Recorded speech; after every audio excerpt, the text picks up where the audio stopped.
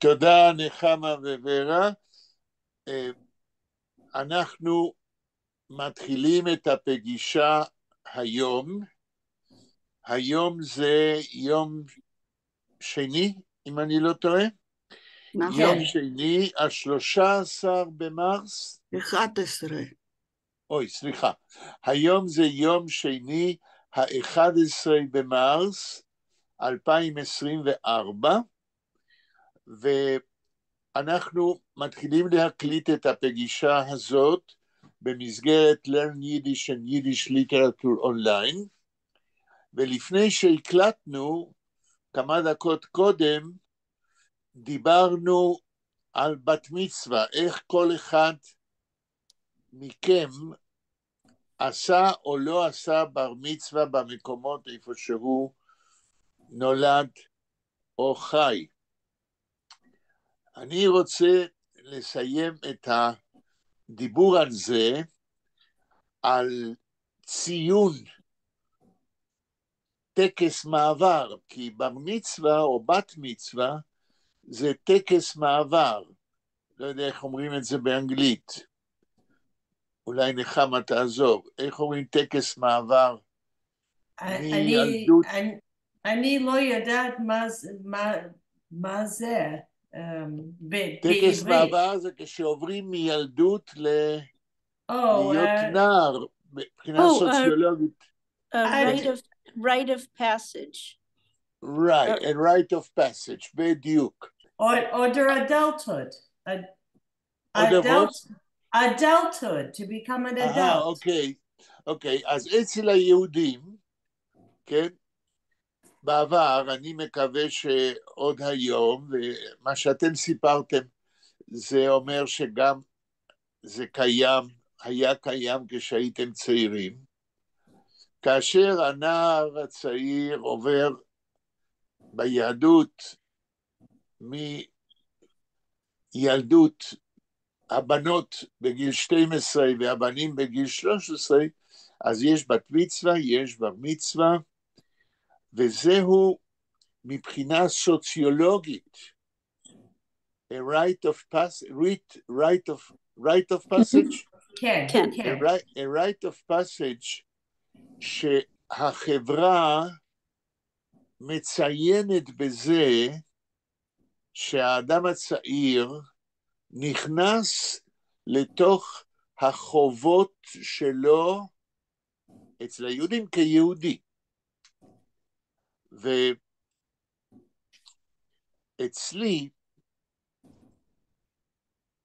כאשר, ועכשיו אנחנו מדברים לא על בר מצווה, אלא מה קרה אצלי בבית, בארגנטינה עם הסבא והסבתא שלי, בתקופה של יום כיפור.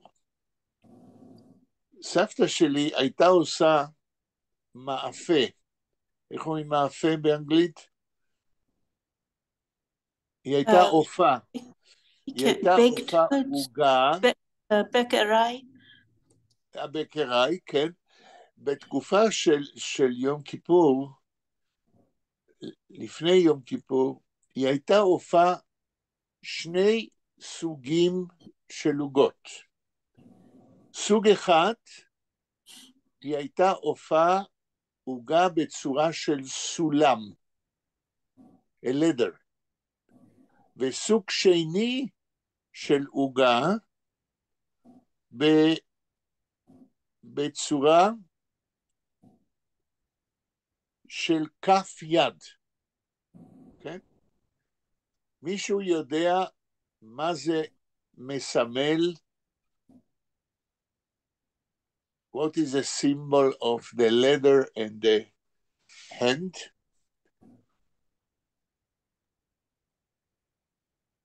אף אחד לא שמע על זה? היד זה היד של להקריאת התורה, לא? היד זה מה? יד שמשתמשים לקריאת התורה אולי? לא. אני שאלתי במשך השנים, המון אנשים, האם במשפחה שלהם בעולם, או במזרח אירופה, האם המשפחה שלהם מישהו היה עושה אותו דבר? כי אני הבנתי שמה שהסבתא שלי עשתה, הבקרה היא בתקופת יום כיפור, זה עניין פולקלורי שיש לו היסטוריה. שאלתי ושאלתי, וכמעט אף אחד לא הכיר את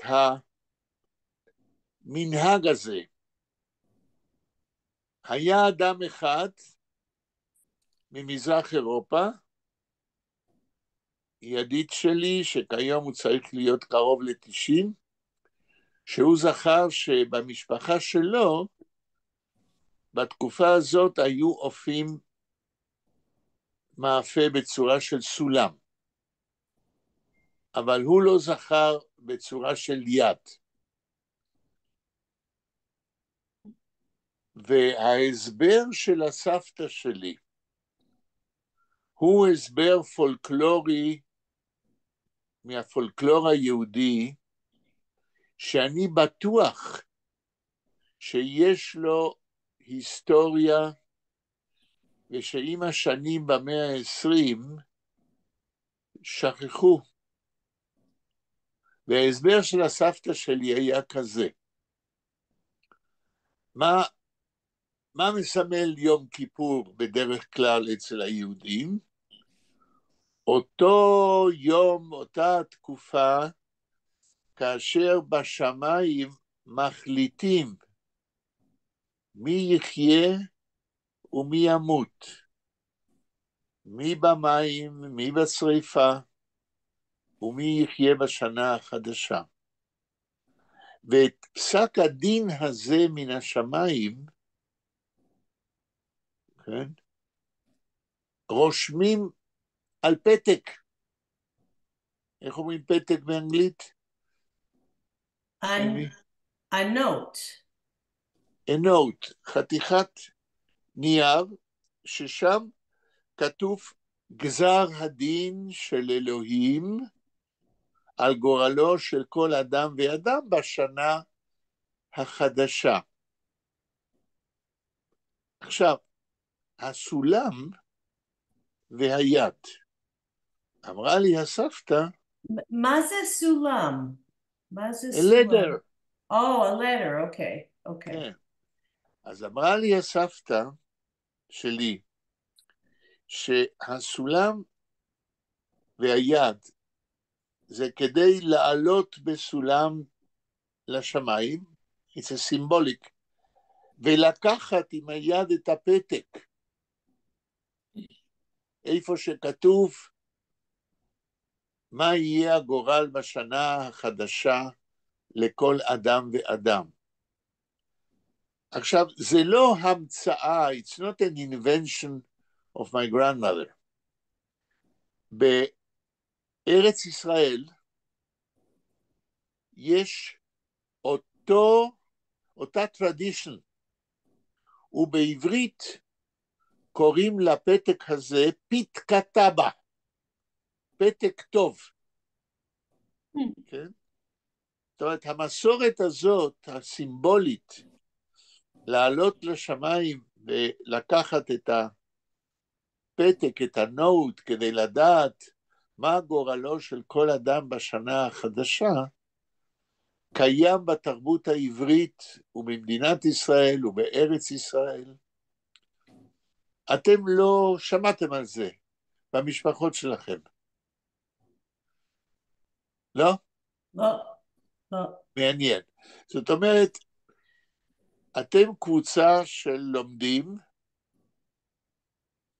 שכבר לא הכירו בפועל ממש את המנהג הפולקלוריסטי הזה בעם היהודי. אבל ממה שאני מבין, ומהביטוי בעברית, פתקה טבע, פתקה זה פתק, אבל בארמית, וטבע טוב בארמית, זאת אומרת שיש כאן מסורת מאוד עתיקה לגבי העניין של לקבל ביום כיפור כל שנה פתק איפה שכתוב מה יקרה עם כל אדם בשנה החדשה. המשפחה שלי, המסורת הזאת נשמרה על ידי הסבתא. כן? אחריה זה נעלם. כבר לא קיים. כן. יש עד כאן שאלות או קומנטר לעניין הזה? Wie schreibt man Pitka Taba? פיתקה, פי, תף, Okay. קוף א', Und Taba, Tet? תת, בית, נדמה לי שזה גם עם א' בסוף.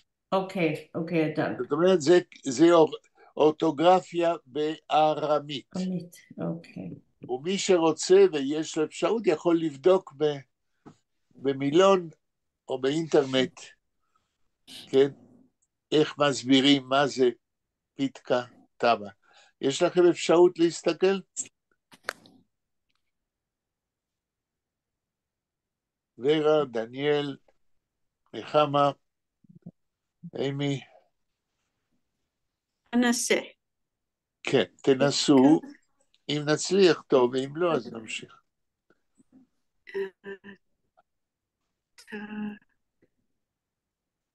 אני בארץ, במדינת ישראל, שמעתי מתלמידות שלי בגיל ה-70 פלוס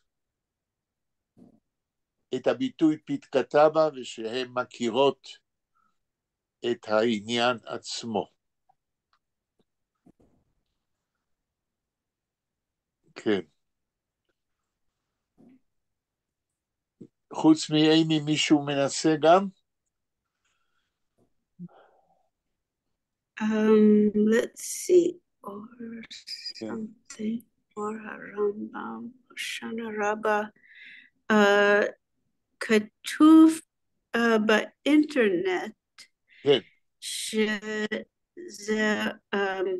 זאת ברכה על Hoshana Rabbah that you say to each other. Oh, something in Yiddish, wait, what does it say? כן. שתקבל פתק טוב. כן. Okay, it says, let's see. כתבת את זה בארמית עם א' בסוף, כן? כן. כן. What does it say here? Oh. You can say it in English also. Yeah, let me just find rituals and customs. 7.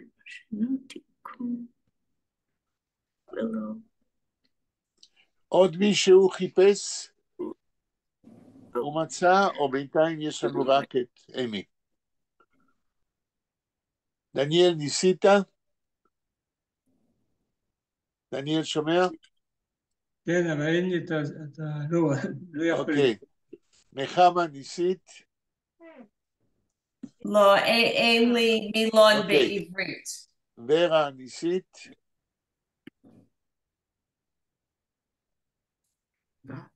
כן. ומה מצאת? מצאתי משהו שם, כתוב הרבה. תגידי קצת, ברוסית מצאת? לא, בעברית. כן, אז איך זה מתחיל הרבה הזה? רגע. כן. אני אגיד ככה. כן. במילים שלי. כן. לפני שבועיים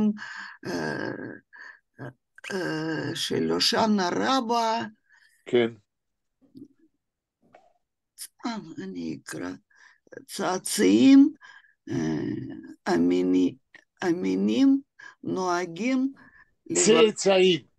את מדברת על הנינים, על הילדים של הנכדים, כן. נוהגים לברך את זה במילים פיתקה טובה, או ביידיש הגות צטל. קוויטל. קוויטל, נכון, יותר נכון. הגות קוויטל, פיתקה טובה זה הגות קוויטל. זאת אומרת, פתק טוב, כן. למי הם מברכים? ולא רק צאצאי המינים, ישנם גם צאצאי מינים, צאצאי. צאצאי, כן. צאצאי מינים אירופאים ממוצא תימני, כן. אשר ברכה זו בעברית או ביידיש שגורה, מה זה שבורה? בורא העולם או מה? שגרה בפיהם, שגורה,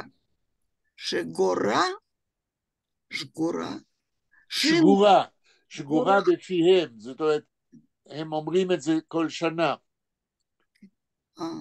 אוקיי. שגורה מה זה? שגור שזה קיים כל הזמן בפה שלהם, כל שנה הם אומרים את זה. רגיל בפה שלהם, בהושענא רבה, כן? נו, אחר כך, אנוכי לא גדלתי על דרכי האמונות הללו. מי אומר את זה? את אומרת את זה? לא. מה זה? מי שכותב. מי שכותב. אז אומר, הוא לא גדל על המסורת הזאת, כן?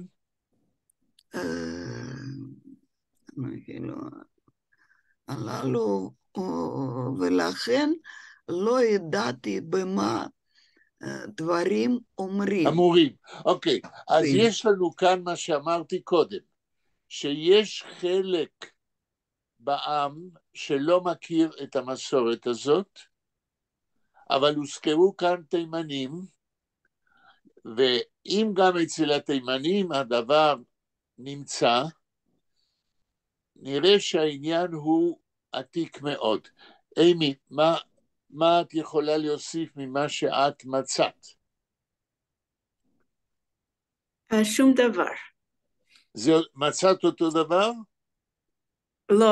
לא מצאתי אותו. מצאתי כן, אותו הדבר. יפה.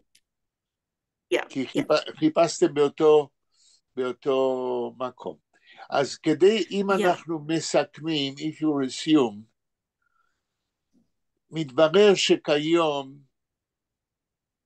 יש חלק בעם היהודי שכבר לא מכיר את המסורת הישנה העתיקה הזאת, אבל חלק אחר עדיין מכיר זאת, ואנחנו מוצאים במדינת ישראל אנשים בעברית, וכנראה גם בעברית תימנית, שהדבר הזה עדיין חי בעולמם.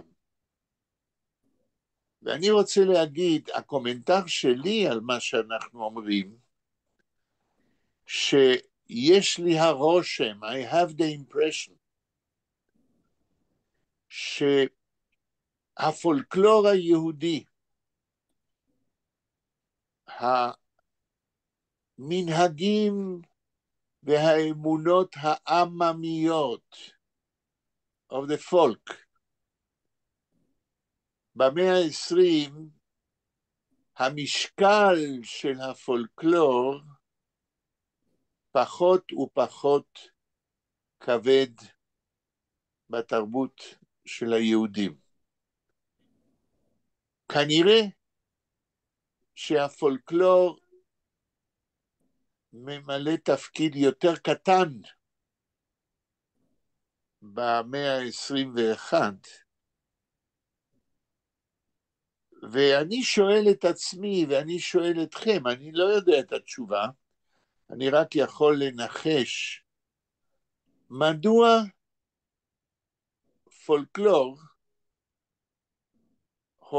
פולקלור יהודי הופך לאט לאט לדבר שנעלם במאה ה-21. מה אתם אומרים? א', האם זה נכון שהמשקל בתרבות של היהודים של הפולקלור יותר קטן? והשאלה מדוע זה ככה. דניאל, מה אתה אומר? המשקל יותר קטן, אתה שואל? אני שואל, כן. הרושם שלי שלפולקלור יש פחות מקום ותפקיד בתרבות המודרנית של היהודים במאה ה-21. ודאי. ואז אני שואל מדוע זה ככה. אנשים קודם כל בדרך כלל עזבו את המקום המקורי שלהם, אם זה היה נכון. במזרח. אז כמובן, מי שהגיע בגרמניה בצרפת, הוא לא ממשיך באותה צורה את המנהגים ואת הפולקלור ועיקרון. כן. התבוללו באיזשהו מקום, אפשר להגיד. כן. אבל התבוללו זה... לא, התבוללו במובן כאילו תרבותי. אתה אומר שהם קיבלו פולקלור של עמים אחרים, אבל זה לא ככה. מה? הם לא התבוללו, אלא הפולקלור הפסיק לשחק תפקיד חשוב בתרבות היהודית שלהם. התבוללו במלחמות, אני מתכוון זה מבלבל להשתמש במילים שלא שייכות. טוב, אוקיי, בסדר. אז עזבו את הפולקלור וכל הדברים שלהם, כי הם לא בקונטקסט. יפה. זהו. יפה. התשובה שלך מעניינת מאוד. מה אומרת נחמה?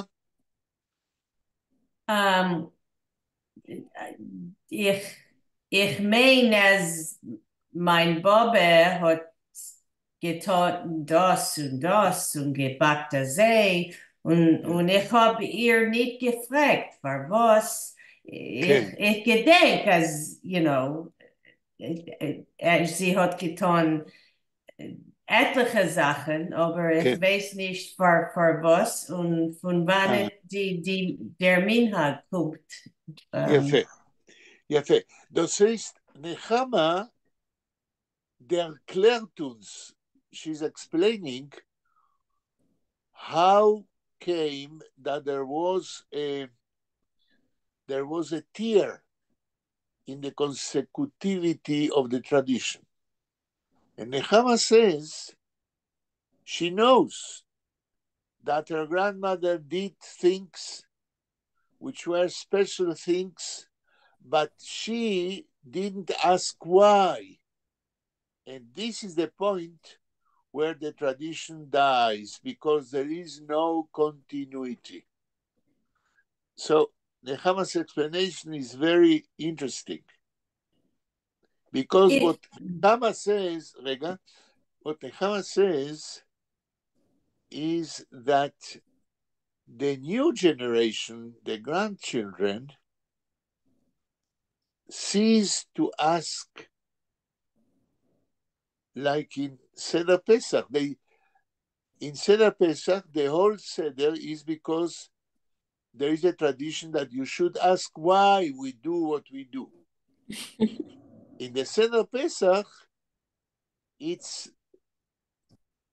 exists yet, because the questions are part of the rite, of the Seder. But about other things which our grandfathers did, and we, the grandchildren, didn't ask, here is the cleavage, here is the tradition stops. Okay. Ich will sagen, als die Erziehung in North America is azoi, as it's like die Tagschulen haben nicht kein Zeit to explain for was und wie azoi. The kinder, they receive an education. The parents ship them to a day school. Yeah. But it's like it's an instant education. No, there is but no enough time to explain, to have an experience, right, to bak and matzah, right? I mean, it's they have French. It's an instant education which names only some features of the Jewish tradition, but does not enter into a whole description, and you don't live, you are not alive with what happens. It's only naming them, but no more than that. It does not become a life experience. It's only a kind of a memory of a tradition, but you don't live the tradition. And I'm going to say that religion now is you have to do the mitzvahs. It's to do the mitzvahs, but to understand and to explain why. There's no time. There's no time. There's no. Very, very interesting. Okay. Amy, מה את אומרת על זה? I think everything that Daniel and Naomi said was very true. And I think the point that you made about asking, that at Passover, that's excellent. That's excellent. I mean, I think that I guess it's a shame. It's sort of, we maybe took it for granted and lost it, by not asking. But on the other hand, it's maybe kind of natural, for a people to change. I'm not all that happy about it, but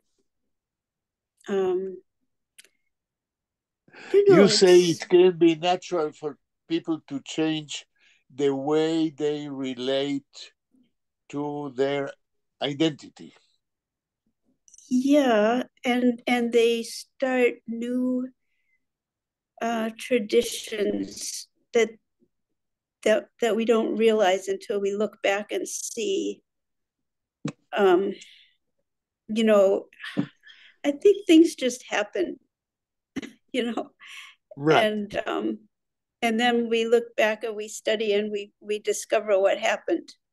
Okay, when you say that these things happened as naturally as a natural detachment of a huge bulk of culture. These things happened naturally, I would say, because the Jewish identity becomes less and less a thing which is alive. We less and less are Jewish because we live our Jewishness, and more we become Jews by reference, not by living our Jewishness. And if what I say or what you say is true, it means that the Jewish identity is less and less a force which drives us in life. And this is the aspect which should be troublesome for any person who believes that there is no possibility in human culture to identify yourself with everything. Human culture, as we know, was always concentrated around a specific form of national or cultural identity. And in the moment when we cease to be Jews by life experience, and we became less and less Jewish and more international, we lose, in my opinion, the backbone of our identity as a specific culture, of being part of a specific way of approaching life, and our identity became erased. And we lose a very important point of reference for ourselves as Jews or as a specific differentiated cultural group. And I am afraid that if this is true, we lose, manhood loses its specificity as a special culture. Every nation and every culture in his own way. In other words, I would say that what we spoke today about the disappearance of folklore as a force of identity, of cultural identity, may be a very sad and bad future for humanity in all its cultural aspects. Because if you have no backbone of your ethnicity, of your special way of being a part of a specific culture, if you lose that, you don't integrate yourself into a higher level of identity, but you go to a very low, to a lower range of identity. You lose your specific identity, and then you become nobody. You become a nothing. You have no backbone. I see that as I told you sometime, in my extended family. To be, as I quote always this relative who says, Jewishness, what Jewishness, what Jew, I am a person of the world. This is in short, I would call it a tragedy of not only of Jewish identity, but of humanity, because as maybe I said that, a group of persons should concentrate around a specific way of behaving and looking at life. No one can identify itself in whole humanity. The necessity to identify with a more with a more specific way of cultural identity is, in my opinion, a necessity of humans, which, if they identify with all humanity, they are nothing. Mm-hmm. Only if you relate to a national group or a cultural group with a specific language, with a specific folklore, with a specific history of that group, you get power to live. And I'm saying an important thing. I think you get power to live the human life, which is, as Schopenhauer and other thinkers of humanity, philosophers said, human life is a way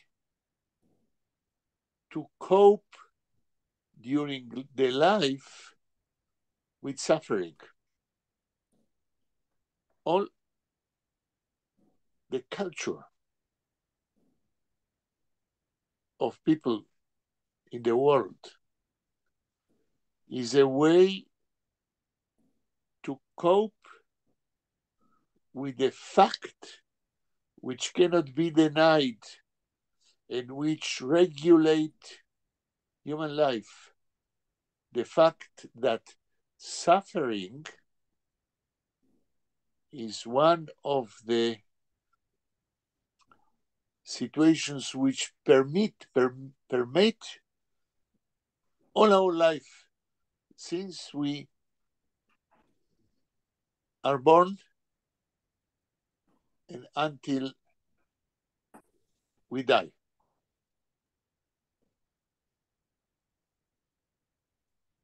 How humanity relate to suffering as one of the most important facts of life. This is an aspect which I understand in general we don't relate to that aspect. I would say, as far as I understand, humanity, people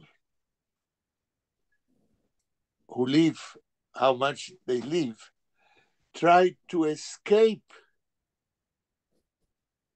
the awareness that suffering is the main thing they have to relate to in order to continue living and having satisfaction from such a contradiction that we want to live, we have satisfaction from living, but it's on the background of suffering which permit, we say, all our life. If there are diseases, if there are sorrow about our way in life,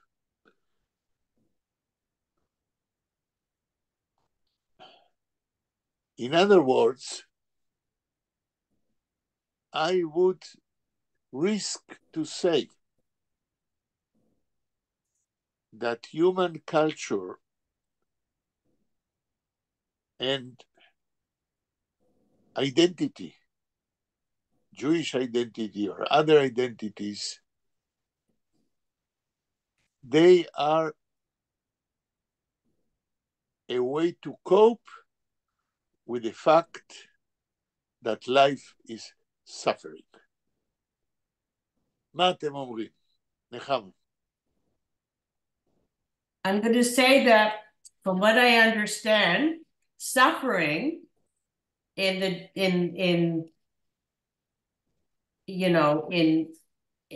the suffering of Jews with respect to other people or other religions is controversial, because What I do you think mean controversial? Well, it's I don't know. I think there's a Christian religious aspect to Jewish suffering, like maybe it's also anti-Semitic, anti-Jewish. So it's not controversial, but it's, you would say perhaps it's special and different from other people.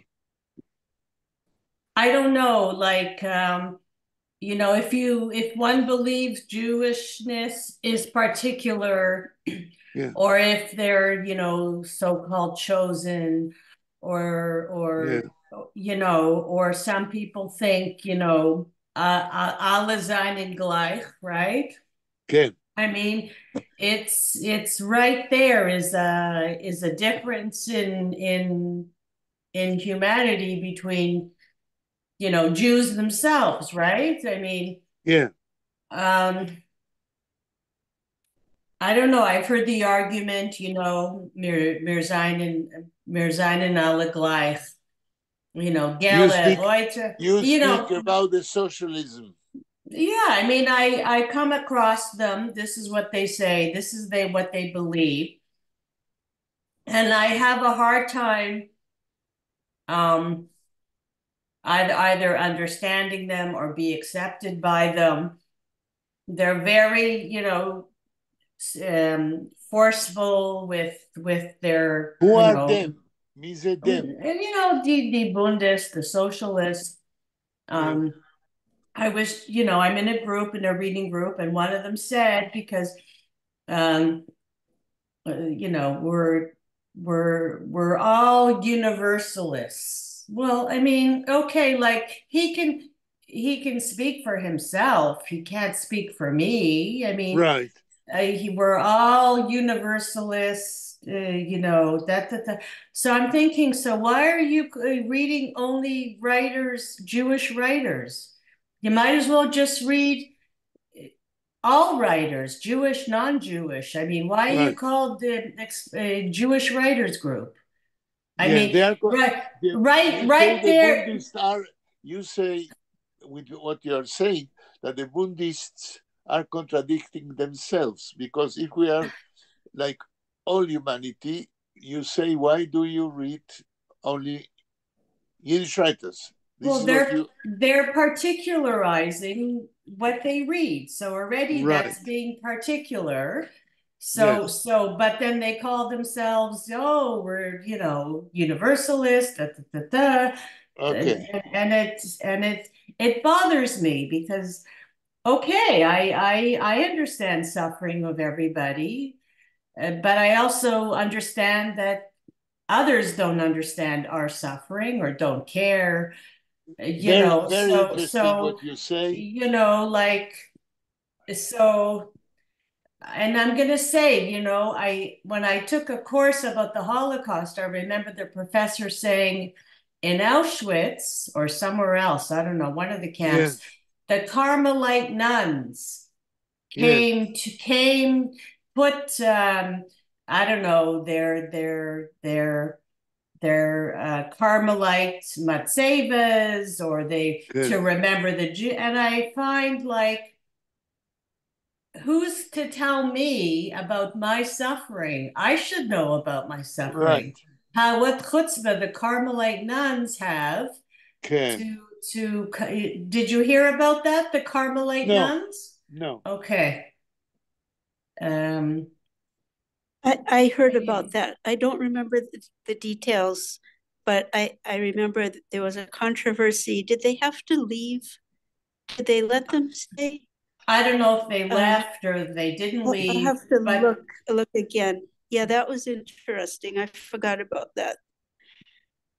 I don't know, just suffering, Jewishness is personal. And I don't like, even a religious person, I don't like, hucking me and telling me, because I know who I am, and I don't like to be questioned, and I don't like to question. I don't like to be told. Good. And I like this group that I'm reading because they're all intelligent, and we discuss, and we read even Yiddish also in translation. But they all pick something with a socialist message. Yeah. And I sometimes say another message. I don't always agree, but I pick what I like to read. And it has to be a Jewish writer, but for them it's universal and socialist. מאוד מאוד מעניין, ואני חושב שמה אותה קבוצה שאת מדברת עליה של לומדים, מנסה לברוח, כמו הסוציאליסטים עצמם, מנסה לברוח מהזהות היהודית הספציפית. מנסים כל הזמן להגיד, לא, אנחנו פארט של יומניטי, כן? אבל הם לא רוצים להסתכל ולהבין ולהתייחס ל-Jewish identity per se, כן? זאת אומרת, היום, בימינו, הבריחה, the escape from taking for yourself your Jewish identity in full, האסקייפ הזה הוא אולי הסימן של התקופה שלנו, כן? רוצים להיות כמו כולם, אבל גם מרגישים שיש משהו מיוחד להיות יהודי, אבל לא רוצים ללמוד את זה ולהכיר את זה עד הסוף. עכשיו, נחמה ציטטה תוך כדי הדברים שלה את הטקסט של הסימפוניה התשיעית של בטהובן. את זוכרת, נחמה, מה אמרת? כן. Alle Menschen sind Brüder. Exactly. עכשיו. I'm going to hear that symphony. רגע. On Saturday. Oh, sorry. מה? בשבת, I'm going to the Boston Symphony to hear that. אוקיי, אז על זה אני רוצה להגיד משהו. כן. הסימפוניה התשיעית של בטהובן לפי אחד המומחים הגדולים במוזיקה קלאסית. היא היצירה הכי חשובה של בטהובן עצמו. עכשיו, יצא ספר בתרגום לעברית. אני לא זוכר מתי הוא יצא, נדמה לי בזמן האחרון.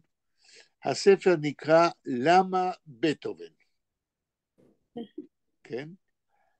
והמחבר, עוד מעט אני אנסה להיזכר בשמו, הוא אמר שהוא מרגיש שהוא היה צריך להוסיף, הוא לא עשה את זה, שם הספר היה צריך להיות למה בטהובן עכשיו. כן? זאת אומרת, מה החשיבות הגדולה כל כך של בטהובן במוזיקה הקלאסית? המחבר של הספר, שאת שמו אני מנסה להיזכר, לא יודע אם אני אצליח, נמצא כיום בארץ. הוא גר באנגליה. כן? והוא מבקר מוזיקלי מאוד ידוע באנגליה. אולי אימי תוכל לפי זה למצוא את שמו. schreibt auf English oder Ja, Hebräisch? auf Englisch, auf Oh, Englisch. oh, I Und see. sein Buch ist übergesetzt geworden auf Hebräisch. Lama Beethoven. Und der Mechaber hat gelernt in der Yeshiva in Israel 2 Jahre. Und kennt gut Hebräisch. Und Is a Yid? sicher, Oh, ist ein Yid. Und hat gemacht Norman mit ihm ein... Lebrecht?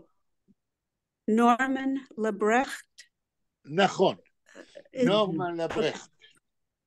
Und mir hat gemacht mit ihm ein Interview letztens die Tag in Radio.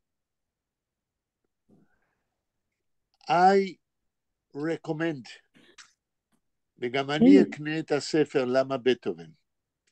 כי נורמן לברכט, כן? was kennt sehr gut Hebräisch, was hat gelernt in der Yeshiva, כדי schreiben от dem Buch wegen Beethoven, hat במשך Jahren sich zugehört zu Beethovens Schaffungen, tausender Performances von verschiedenen Pianisten und Orchesters. Ist heutzutage אפשר der beste und größte Mumche wegen Beethoven. Und hat gesagt eine interessante Sache. Sagt, wenn wir hören und lernen, was Beethoven hat getan, verstehen wir besser, wer Bach ist gewesen. We go backward in the light of Beethoven and understand better what Bach was. And of course, we cannot understand classical music today after Beethoven without Beethoven. Und Lebrecht hat gesagt, eine Sache, was ich habe nicht gewusst, als the fathers and mothers of his grandfathers were from African provenience. Wenn Beethoven sagt, alle in der 9. Symphonie, wenn sagt, alle Menschen, allein ist צאצא, wie wer sagt, von verschiedenen Kulturen. Und Lebrecht sagt, als Beethoven, wenn wir guckt auf sein Bild, sieht nicht aus as a white man. He's a little bit obscure, a little bit more African. כן? למה בטהובן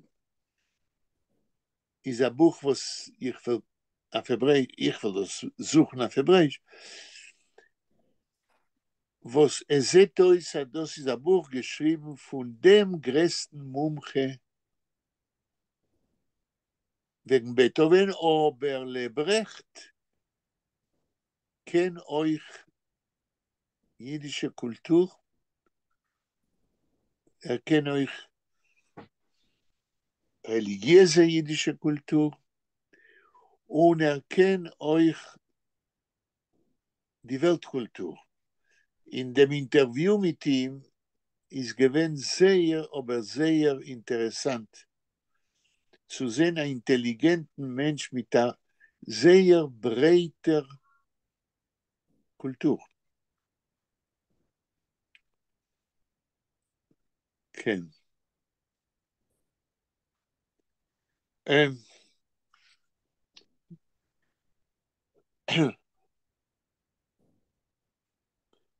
The vorigen Mal, last time when we met, and Nechama was not, she was on a bar mitzvah of the family, I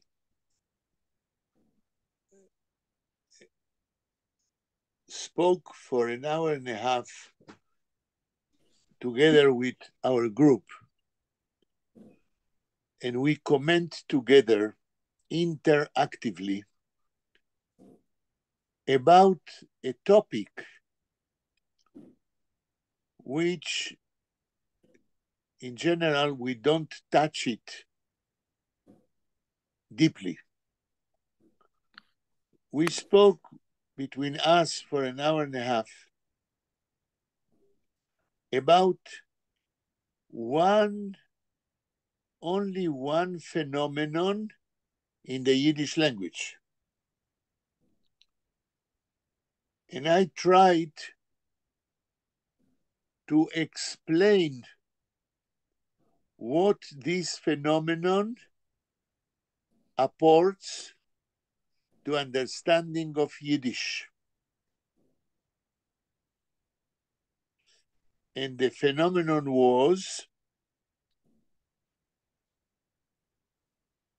what happens in Yiddish when we begin a sentence in Yiddish inside of a paragraph, when we begin with an order of words which is not the classic order of a Yiddish sentence. And we said the classical order of a Yiddish sentence, okay, is first come the הנושא. איך אומרים הנושא? Subject. The subject, yeah. The subject. למשל, חיים geht in shul. First comes the subject, Chaim, then the verb, gate, and afterwards all the other grammatic parts. But what happened? What happens when we change the order of words? We said that Yiddish is a very elastic language and we can change the order, but when we change, and we put the verb in the first place. We said that in a classic sentence, the verb has to come in the second place. So what happens in our understanding of the sentence when we put the verb in the first place? And around that, we delivered for an hour and a half.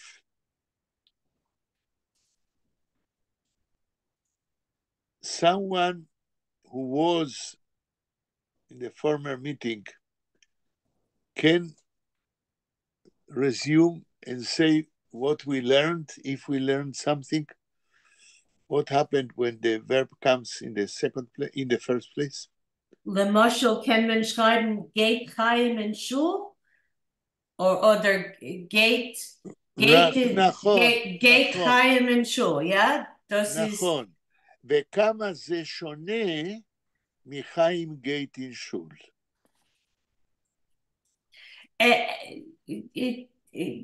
Chaim geht in Schule, das ist geendigt. Das ist was? Das ist geendigt. This is a sentence which finishes a saying, you say. Ja, aber geht Chaim in Schule, es wird kommen mehr Sätzen, very nice. Mehr von okay, very good. So what you're saying is that Geit Chaim in Shul is a dictum, a saying in medias res. In the middle of some saying, in the middle of a paragraph, something should come after that. But I want to add something had come before that also. ורה, את יכולה לסכם במשפט מה למדנו בפעם שעברה? מה קורה כאשר שמים את הפועל במקום הראשון? אם בביטוי הפועל שמים במקום הראשון, זאת אומרת שבביטוי לפני זה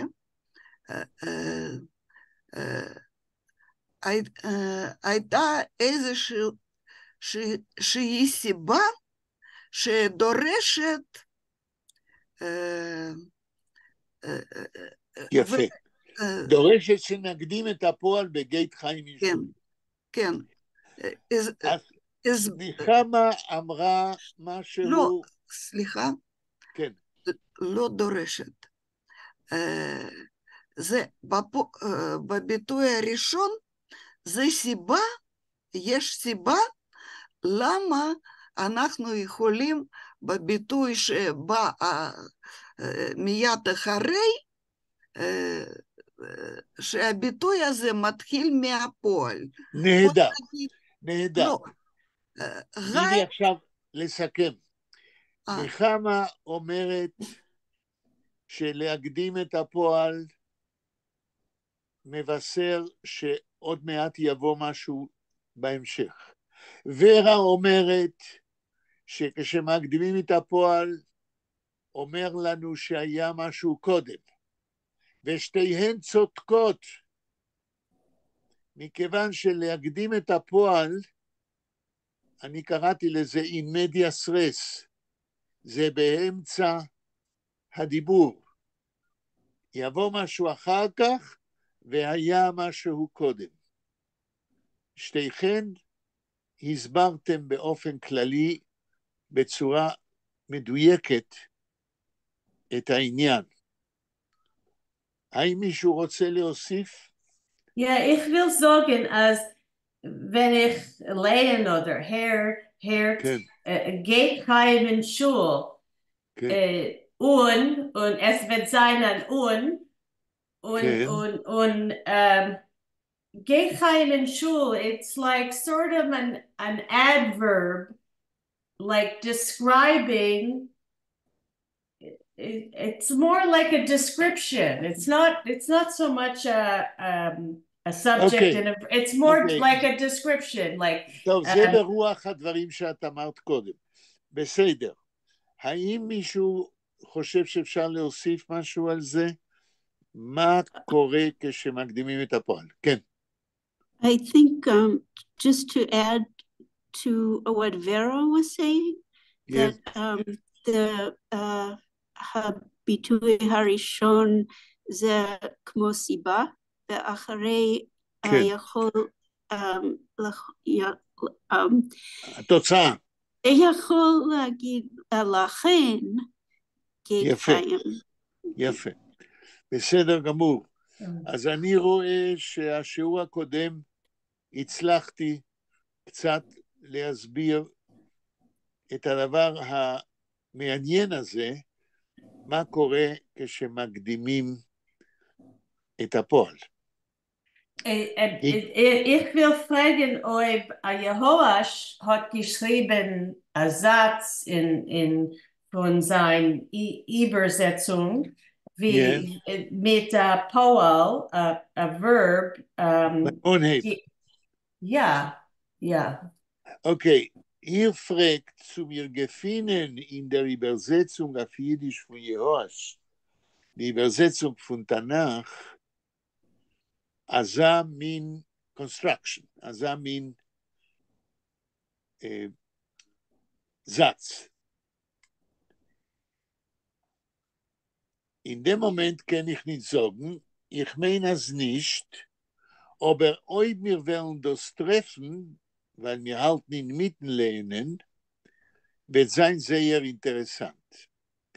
Weil es seht euch, I guess, that der Tanachischer style, הסטייל של התנ"ך, צורת הכתיבה בעברית של התנ"ך, נדמה לי, איננה משתמשת בסיבה ותוצאה, אלא כך נדמה לי, אנחנו נבדוק את זה. בתנ"ך יש לנו טק, טק, זה וזה וזה וזה קורה וזה קורה, ואנחנו משלימים את מה שקורה על לכן שאימי אומרת, שהמשפט הזה נובע ממה שנאמר קודם, זה כבר הקורא בעצמו, זוהי צורת חשיבה סיבתית, שאולי איננה אופיינית לצורת, אני אומר אולי, this is my guess, היא לא צורה אופיינית לצורת המחשבה לפני 2000 שנה. כן. השאלה של נחמה היא שאלה מעניינת, התשובה, אנחנו צריכים לחשוב אם מה שאני אומר זה נכון, כי there is no doubt, אין ספק, שבמשך אלפי שנים,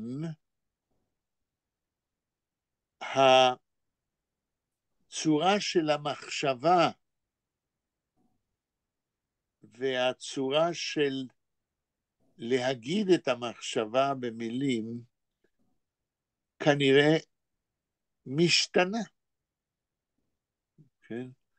To enter into the mind of the authors of the Tanakh. זה דבר מעניין וקשה, אם אנחנו לא מאמינים שאלוהים כתב את התנ"ך. אבל בטח התנ"ך שיש לנו, הנוסח שיש לנו, הוא תוצאה של אדישן של בני אדם. כן. זאת אומרת, אפילו אם יש אדם שמאמין שאלוהים כתב את התנ"ך ונתן אותו למשה בסיני, הטקסט שהגיע לידינו, מהמאה כנראה העשירית אחרי ישו, זה בטח עריכה של בני אדם. כן. Ich will sagen nur eine Sache, wenn ich lehne oder her, gehen sie in Schule, ja? Gehen sie in Schule. Das ist sehr für mir, like, wie man singt oder spieledig, ja? Wie soll die Wörter... Das heißt, ihr sagt, als gehen sie in Schule, it's a little bit poetic.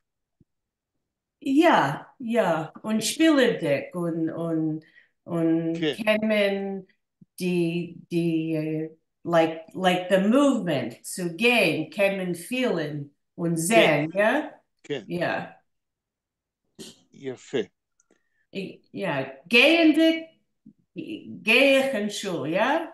כן, כן. Aber gehendig is an adverb, ja? Right. Gehendig is an adverb, aber kennen machen an adverb, an adjective, wie ihr habt gesagt, als, weil Yiddish is elastic, right? בדיוק. כן, בדיוק. טוב, יש עוד מישהו שרוצה להגיד על זה משהו? אני רוצה להגיד משהו. בבקשה.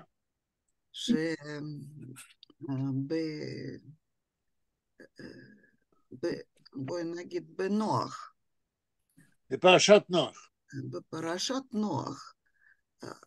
צורה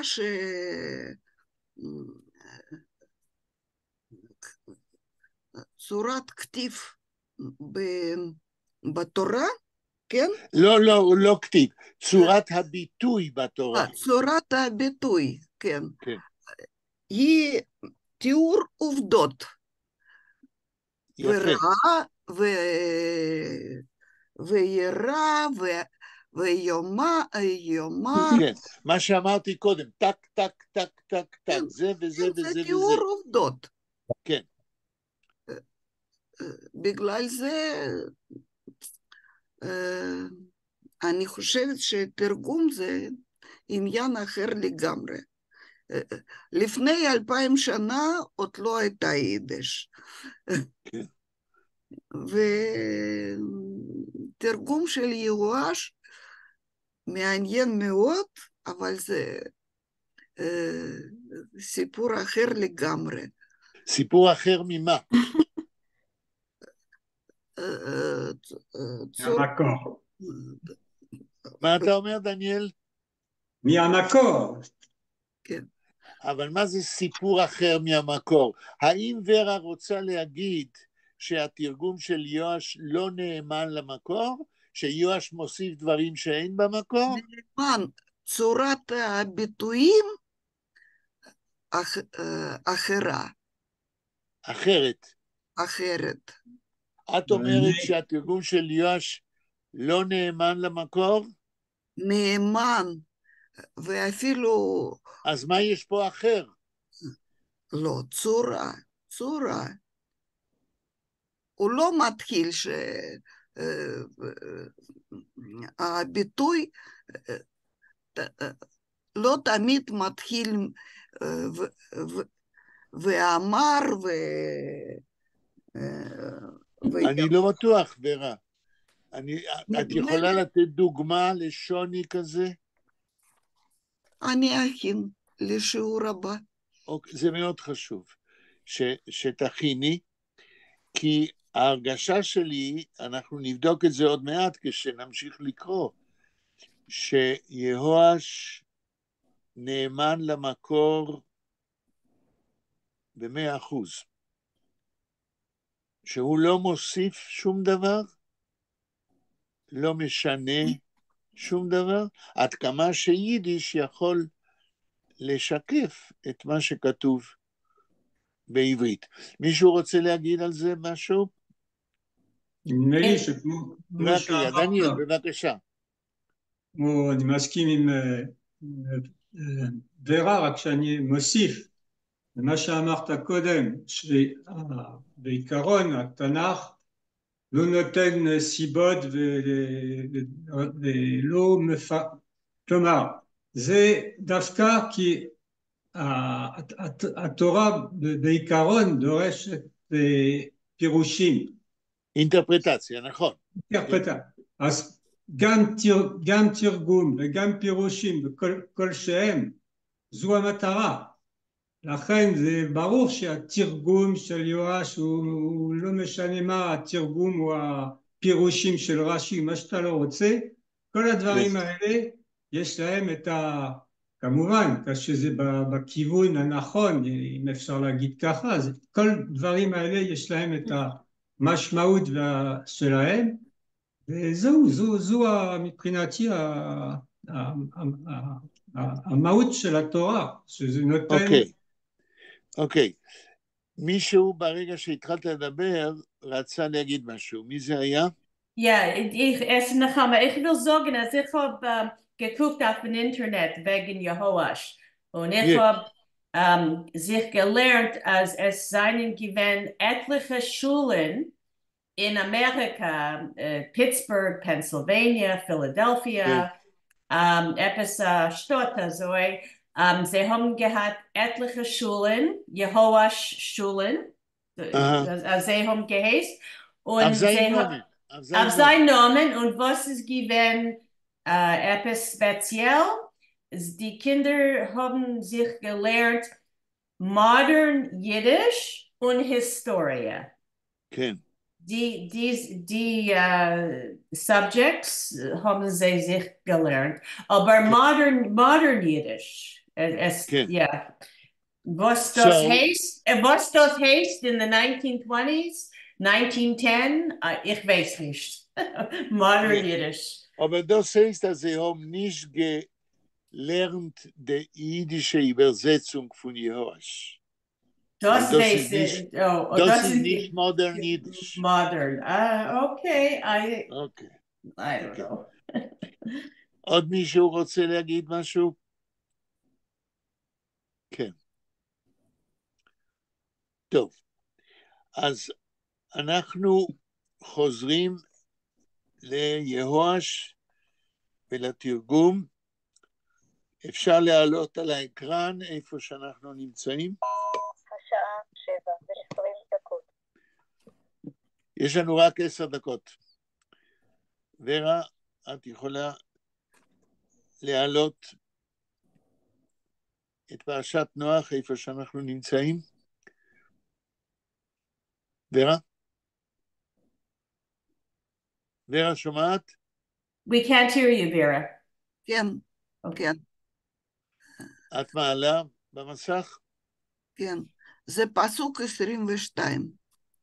נחמה, בבקשה, תקראי את הפסוק. 22? nicht 25? אוי, סליחה, 25, כן. אוקיי. הייתי. כ"ה, בבקשה, נחמה.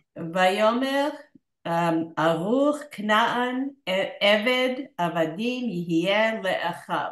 לא, רגע, זה יותר מדי קדימה. תקראי 24. אוקיי. ויקץ נוח מיינו, וידע את אשר עשה לו בנו הקטן. אוקיי. די übersetzung. עכשיו נראה איך יהואש נאמן או לא נאמן. כן. ונוח hat sich ausgenichtet. רק רגע. ויקץ, אומר יהואש, הוא מתחשב גם בו"ב החיבור. כן? ונוח hat sich ausgenichtet. זאת אומרת, הוא התעורר מהשכרות שלו. הלאה? Von sein Wein. נכון. Und hat gemerkt, was sein jüngerer Sohn hat ihm getan. כן. Und hat gemerkt. איך זה בעברית gemerkt? He became aware? He became aware? No. Wir haben geredet, wie steht auf Hebräisch? ויקץ מהיין, וידע. וידע. עכשיו, מאוד מעניין. וידע, היה יהואש צריך לתרגם und gewusst, כן? וידע, לדעת. אבל יהואש לא תרגם und gewusst, אלא hot gemerkt. ועכשיו אני שואל אתכם, מה ההבדל בין gewusst לבין gemerkt?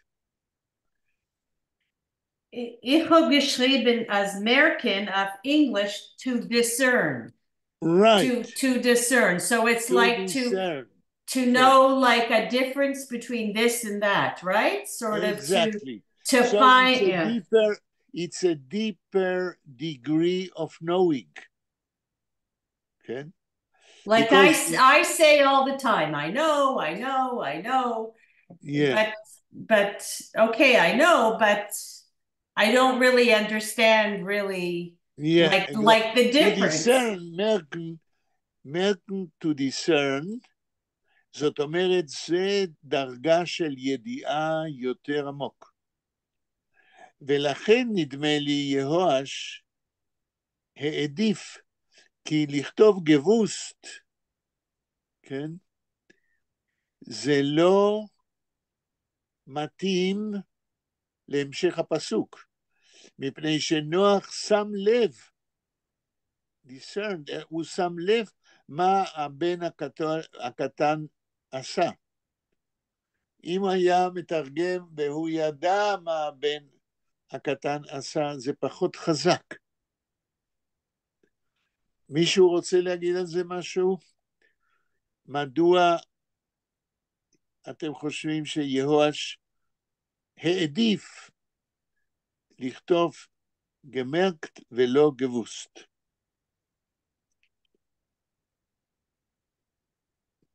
כן?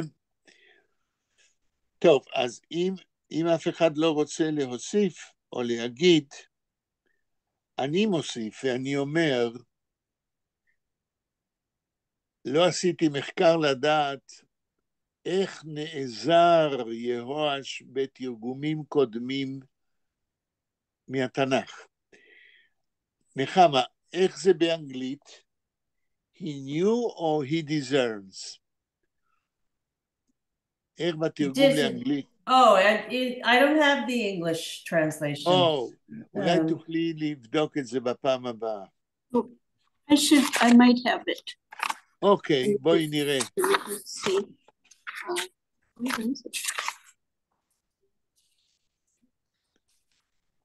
Because the use of... כן. Es ist ein Hebdel in Ivrit, וידע und ein anderes Wort auf Ivrit. ויבחין, ודאי. ויבחין. או ויבין. כן, אפשר להגיד הרבה דברים. Aber es ist besonder וידע in der Torah? Like, what's the meaning? לדעת למשל, וידע את אשתו בתנ"ך. כן? שיש לזה גם משמעות אחרות. לדעת אפשר להסביר בכל מיני צורות בתנ"ך. בתנ"ך מופיע הרבה וידע. אבל כל פעם יש לזה הסבר אחר. בגלל שוידע בתנ"ך, אם אני לא טועה, אפשר להסביר את זה בכל מיני סיטואציות בצורה שונה. gemerkt זה עדיפות כדי להגיד איך הוא ידע. כן?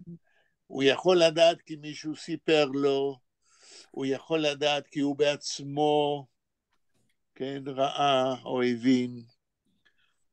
כן. השעה 7:27. כן, אני חושב, אם אין מישהו שרוצה להגיד או להוסיף בעניין הזה, שאנחנו נעצור כאן. כי זוהי נקודה מאוד מעניינת. אנחנו לא יודעים איך בתרגומים אחרים. נחמה תנסה לראות בפעם הבאה איך התרגום לאנגלית. אימי אמרה שיש לה? No, one sec. I left it at home. אוקיי. אז Yeah, אימי sorry. גם, לא חשוב, אימי גם תסתכלי בפעם הבאה, אנחנו נתחיל בנקודה הזאת, ואנחנו נפגשים ביום חמישי. Okay, I'm going to stop the recording, okay? כן,